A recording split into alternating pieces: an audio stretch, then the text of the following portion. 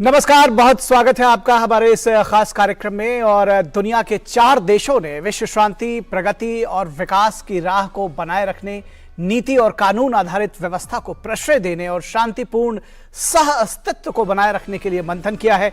इस पर और बातचीत करेंगे। हमारे साथ में प्रोफेसर स्वर्ण सिंह भी बने हुए हैं, school of international studies JNU से जुड़े हुए हैं। प्रोफेसर स्वर्ण सिंह, आपका स्वागत है। और अभी जो प्रभुदयाल जी ने जो बात कही, उसी से बात को आगे बढ़ाते हैं। उन्होंने कहा जब रूस और यूक्रेन के युद्ध से उपजे हालात के बीच में और इंडिया US के इसमें कहीं ना कहीं मतभेदों को लेकर के, क्योंकि दोनों देश एक they are not on the same page, तो इस पे लेकर के जब बात हो रही तो प्रोफेसर साहब प्रभुदयाल जी कह रहे हैं कि तमाम मतभेदों के बावजूद या 1-2 मतभेदों के बावजूद, अलग अलग रुख के बावजूद भी दोस्ती कायम रखी जा सकती है और इंडिया US इसको कहीं और आगे ले जाएंगे। ये जो मुद्दा है ये दोस्ती के बीच में नहीं आएगा, सहयोग और समन्वय के बीच में नहीं आएगा। देखिए, ये जो मतभेदों की बात है राष्ट्रों में, वो एक ही हालात में कह सकते हैं कि कोई मतभेद नहीं है जब एक राष्ट्र सारी बात दूसरे राष्ट्र की मानकर चलना शुरू करे। और ऐसा हो नहीं सकता जी, क्योंकि भारत और अमेरिका दोनों बड़े राष्ट्र हैं। वो दोनों अपने मूल हितों को लेकर आगे अपनी नीति बतलाते हैं और अपने जो अंतर्राष्ट्रीय स्तर पर योगदान लेने की कोशिश है वो करते हैं जी। हाँ, ये बात अलग है कि अमेरिका अपने आप को बहुत ताकतवर समझता है और कभी कभी वो कोशिश करता है कि दूसरे राष्ट्र जो है वो उसी की बात जो कह दी वो उसको मान ले। और इसीलिए थोड़ा सा आप देखें, ये तनातनी रही पिछले कुछ 3 महीनों में यूक्रेन युद्ध को लेकर कि भारत की जो नीति है तटस्थता की, उसको धीरे धीरे मान्यता मिलनी शुरू हो गई है। अब पूरे यूरोपीय देश हो या अमेरिका हो, वो धीरे धीरे ये समझने लगे हैं कि भारत की जो न्यूट्रलिटी की पोजीशन है इस बात पर, वो उसके राष्ट्रहित से जुड़ी हुई है। और उसमें जो न्यूट्रलिटी है वो लगातार उसमें बदलाव आता नजर आया है सबको। कि पहले हमने कहा कि हम केवल उसके युद्ध से परेशान हैं, फिर हमने संप्रभुता की बात की, फिर हमने टेरिटोरियल इंटीग्रिटी की भी बात उसमें डाल दी। UN चार्टर को भी हमने कहा कि माना जाना चाहिए, अंतर्राष्ट्रीय कानूनों को माना जाना चाहिए। वूका में अंतर्राष्ट्रीय स्तर पर एक खुला इन्वेस्टिगेशन होना चाहिए। तो वो ऐसा नहीं कि वो एकदम कट एंड ड्राई वाली पॉलिसी है जिसमें बदलाव नहीं आता। वो लगातार नुआंस्ड पॉलिसी है, बदलाव उसमें आ रहा है। और उसका सबसे बड़ा नतीजा मुझे लगता है, जो बहुत अच्छी बात मैं आपको बताने वाला हूं, कि आज कुछ घंटे पहले जो ज्वाइंट स्टेटमेंट क्वाड लीडर्स ने इशू की है, अमेरिका के सारे यूक्रेन अभियान के बावजूद उसमें शब्द यूक्रेन है ही नहीं। तो ये देखें कि ये भारत की जो लगातार कोशिश है कहने की कि जो क्वाड है उसका पूरा फोकस हिंद प्रशांत सागर पर होना चाहिए, और यूक्रेन जो है वो यूरोपीय देशों का एक चुनौती है, चिंता है, हमें उस पर बहुत ज्यादा नहीं ध्यान देना चाहिए। तो उसको मान्यता मिल रही है इस जॉइंट स्टेटमेंट में, जिसमें यूक्रेन शब्द ही नहीं है। दूसरी बात, उसी जॉइंट स्टेटमेंट में दक्षिण एशिया पर एक पूरा पैराग्राफ है जिसमें आतंकियों को वित्तीय सहायता देने की, आतंकियों को एक तरह से सेंचुरीज देने की, उनको क्रॉस बॉर्डर इस्तेमाल करने की, ये सब बात कही गई है। ये भी भारत की ही एक छाप उसमें दिखाता है। तो क्वाड में ही मैं ये कहना चाह रहा हूं कि भारत की जो सोच है उसकी मान्यता बढ़ती हुई नजर आती है। और इसीलिए खासकर आप देखें कि जिस तरह से राष्ट्रपति जो बाइडेन ने प्रधानमंत्री की प्रशंसा की, जो द्विपक्षीय अभी बातचीत हुई है, अभी खत्म हुई है, उसमें जिस तरह की भारत की प्रशंसा की है, उससे साफ जाहिर होता है कि अमेरिका के बाकी 2 देश, ऑस्ट्रेलिया और जापान, तो पहले से ही अलायंस पार्टनर हैं उनके।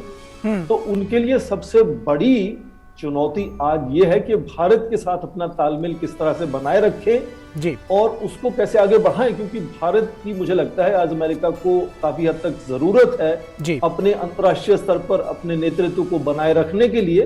और वो अब समझ रहा है कि केवल अपनी बात थोप देना भारत पर संभव नहीं होगा, भारत की बात भी हमें माननी होगी। और चाहे वो द्विपक्षीय बातचीत को आप देखें जो अभी खत्म हुई है, या ज्वाइंट स्टेटमेंट को देखें, उसमें ये साफ जाहिर है कि भारत को बढ़ती हुई मान्यता क्वाड में कम से कम मिल रही है। उसके जो दूसरे इनिशिएटिव्स हैं वो अलग हैं। उसमें आपने शायद अभी जिक्र किया कि इंडो पैसिफिक इकोनॉमिक फ्रेमवर्क, जी। हिंद प्रशांत आर्थिक रूपरेखा की भी एक शुरुआत की गई है। उसमें भी भारत पूरी तरह से सक्षम तरीके से उसमें शामिल हुआ है। तो भारत एक तरह से अपनी बात को समझाने में सक्षम होता हुआ नजर आता है मुझे। जी, निश्चित तौर पर गर्व की बात है। प्रोफेसर स्वर्ण सिंह, एक बात और प्रधानमंत्री ने भी उसको रिटरेट किया कि ट्रेड और जो व्यापार और वाणिज्य के जो दोनों देशों के बीच में, भारत और अमेरिका के बीच में जो संबंध हैं, वो लगातार आगे बढ़ रहे हैं और उसको, हालांकि उसमें अभी और आगे बढ़ने की पूरी क्षमता है और उसमें आगे जाया जा सकता है। और उन्होंने उल्लेख भी किया India USA investment incentive agreement के जरिए भी इसको और सुदृढ़ बनाया जाएगा। किस तरह से, क्योंकि रणनीतिक संबंध तो एक जगह पर है ही है, जो आर्थिक संबंध है वो भी बहुत सारी दिशा और दशा तय करते हैं किसी भी देश के बीच के संबंधों को।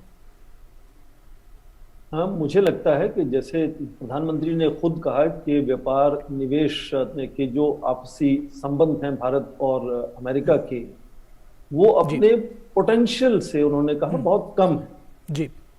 और ये बात करीब मान लीजिए कि एक दशक से चल रही है कि भारत और अमेरिका का व्यापार आराम से 500 बिलियन डॉलर, 500 अरब डॉलर तक पहुंच सकता है, जो कि आज केवल 100 या 110 या 113 अरब डॉलर के आसपास एक तरह से कहा जा सकता है कि अटका हुआ। उसमें बड़ी समस्या मुझे लगता है यह है कि हमेशा से अमेरिका थोड़ा सा अंकुश लगा के रहता है कि किस तरह से तकनीक का हस्तांतरण हो भारत के लिए।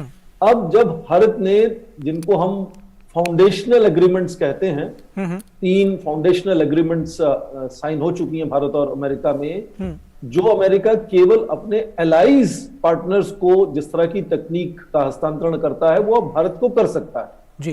तो उम्मीद की जा सकती है कि उसके चलते, और जैसा आपने अभी अभी कहा कि ये जो एक एग्रीमेंट, इन्वेस्टमेंट इंसेंटिव एग्रीमेंट की जो बात हुई है, उसके चलते मुझे लगता है कुछ रास्ते खुलने चाहिए। और हाल ही में आपने पढ़ा होगा खबरों में कि अमेरिका ने अपनी भारत को रूस से अलग करने की कोशिश में कहा कि 500 मिलियन डॉलर का एक रक्षा उपकरणों का कुछ मसौदा तैयार करेगा जो वो भारत को देगा, और उसमें शायद उसके कुछ एलाइज पार्टनर भी शामिल होंगे, शायद जापान उसमें शामिल हो सकता है।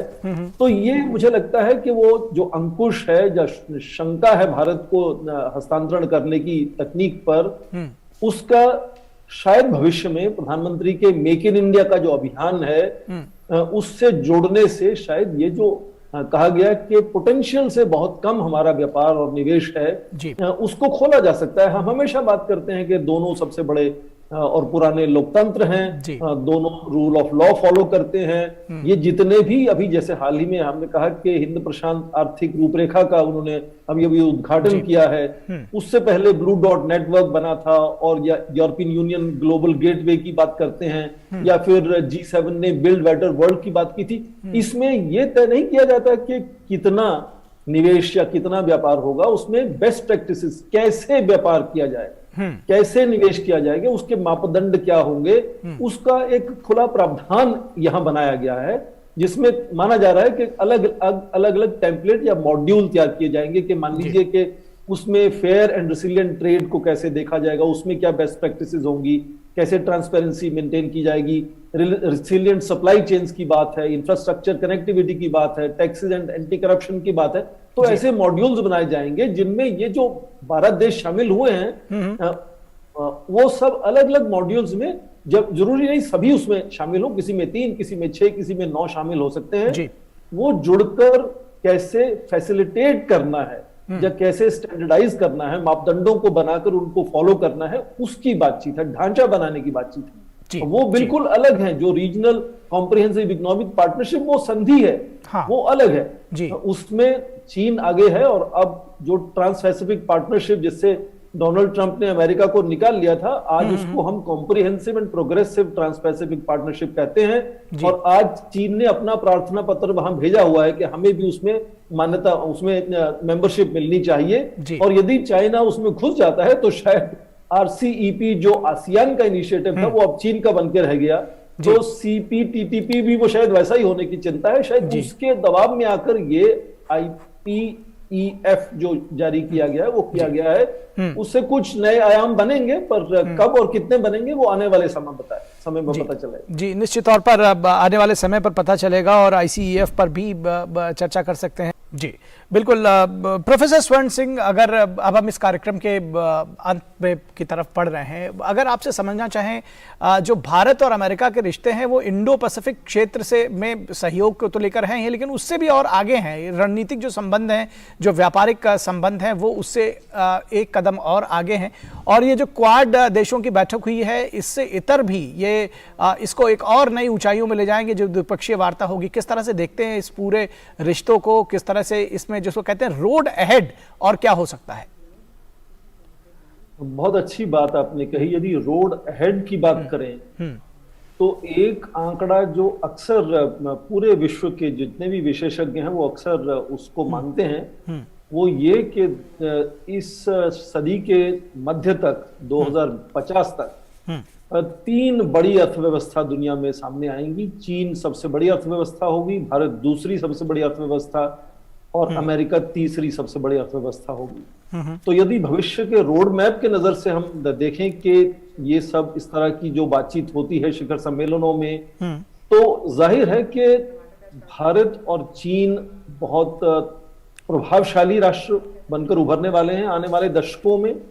और जो आज के शक्तिशाली राष्ट्र हैं वो चाहते हैं कि यदि चीन से नहीं तो कम से कम भारत से तालमेल अच्छा बनाना उनके लिए एक तरह से जरूरी है। तो उसी नजरिए से वो देखें कि भारत के साथ जो तालमेल है वो चाहे जापान का हो, चाहे यूरोपीय देशों का हो या अमेरिका को हो, उसमें बदलाव लगातार नजर आता हुआ हम देखते हैं। और उसी में ये क्वाड है। क्वाड कुछ हद तक ठीक है कि उसका पूरा जो ध्यान का केंद्र है वो हिंद प्रशांत सागर का क्षेत्र है, पर उसकी जिम्मेदारियां उससे बढ़कर आगे भी हैं, क्योंकि चीन का प्रभाव केवल हिंद प्रशांत सागर तक ही सीमित नहीं है। उसका आज प्रभाव, जितना निवेश करने की ताकत आज चीन के पास है, जितना फॉरेन एक्सचेंज रिजर्व उसने इकट्ठा कर रखा है, वो शायद अमेरिका के पास भी आज उतना नहीं है कि वो एक तरफा निवेश करता रहे। जी, अमेरिका के पास, भारत के पास, जापान के साथ अंतर्राष्ट्रीय स्तर पर साख उनकी ताकत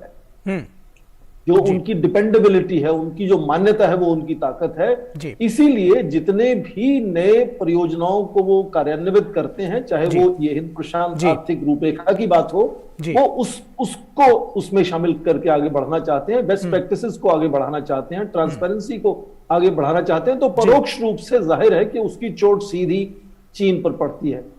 तो इस तरह से मुझे लगता है कि ये जो क्वाड हो या दूसरी जितनी भी द्विपक्षीय वार्ताएं हो, उसमें भारत की जो कूटनीति है उसका प्रभाव नजर आता है और भारत की मान्यता बढ़ती हुई नजर आती है। हाँ, भारत को ये साधना होगा कि किस तरह से ये समृद्धि के रास्ते पर लगातार चला रहे, ताकि जो मान्यता मिल रही है वो लगातार मिलती रहे। जी बिल्कुल, ये मोमेंटम जो बना हुआ है, जो बनाया गया है, ये लगातार आगे भी बढ़ा रहे और जिस तरह से भारत को एक सिद्धि मिल रही है वो लगातार जारी रहे। बहुत शुक्रिया आप दोनों खास मेहमानों का। प्रभुदयाल जी आपका भी शुक्रिया और प्रोफेसर स्वर्ण सिंह आपका भी शुक्रिया इस विषय पर विस्तार से विचार विमर्श करने के लिए, अपने विचार हमारे साथ साझा करने के लिए। तो निश्चित